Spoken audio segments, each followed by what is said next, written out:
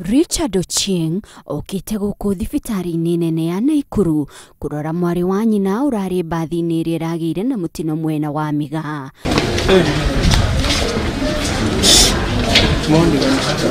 Na ona gutuika mwari wa nyina ni arahonokire mutino na riu aramukira urigitani thibitari-ini ino ni arorirwo ni muthuri wake na ciana ciao 4 kieha na maithori ikimatoria kuona ni morwo ni andu kihiri. Amepoteza mume wake pamoja na watoto wote 4.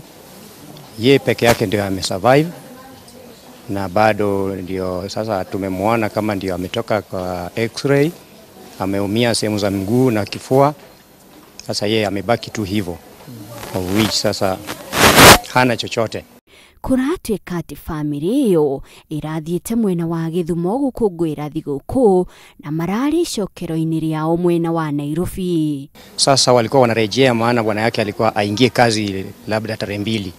Na because of ile congestion ya kupata magari kutoka up country waliona wasafiri leo.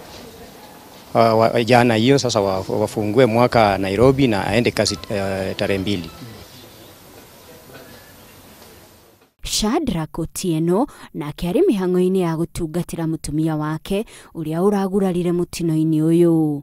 We arari bathi-ini ino no ndanagurara. Ni aratariria uria mutino uyu urahanikire. Ikaanza kuyumba, labda kajaribu kushika brake, imekataa. Sasa ilibidi aende side and side. After all of a sudden akakutana na Mercedes Benz Actros trailer kichwa red. So akatupa gari upande hiyo,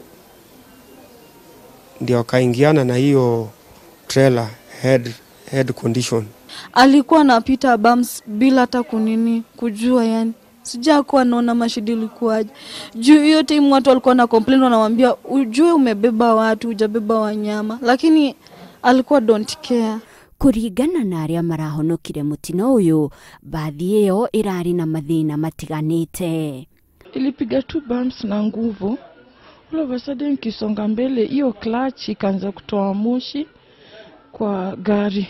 Kufika karibu na penjali iko gari ilianza kuruka tu. Kujaribu kuongea driver hakusikia.